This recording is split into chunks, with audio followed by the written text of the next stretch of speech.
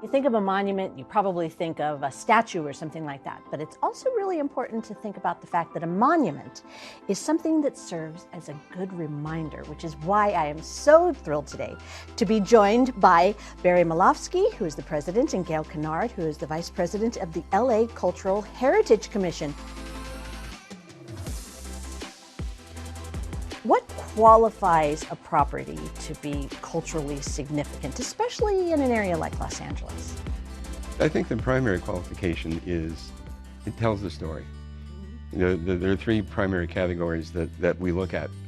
One of which is it a site which is important in city, national, or state history? Did something important happen there? Second criteria we look at is whether someone of note lived there. And the third category, which is the one that most people assume is what we look at, but really it's just one of the three categories, is it architecturally significant, or is it the work of a master architect? Why is this important? Why is it necessary to maintain the forward momentum and make sure that these places are acknowledged and recognized?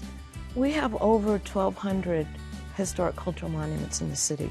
But that's just a small fraction. It's like 1,000% of the actual number of structures in the city of Los Angeles. So people shouldn't get the idea that we're designating, all these buildings and nothing else can happen with them if we designate them. If we designate a property, we can't preserve the use. The Morgan House, which as we now know is the Harbor Area YWCA, the architect of this particular building was Julia Morgan. Julia Morgan, who's an amazingly interesting woman architect. She became the first woman to be licensed as an architect in the state of California. Most people would know her because she was the architect for Hearst Castle. Leonis Adobe is at the westernmost border of the city of Los Angeles. It's significant both because of its location, because it's an adobe from the early settlement of the city. Also significant is the diversity it represents, because Leonis, in fact, married a Chumash Indian woman. The Golden State Mutual Life Insurance Company building has so many stories within it that it could probably fill its own library.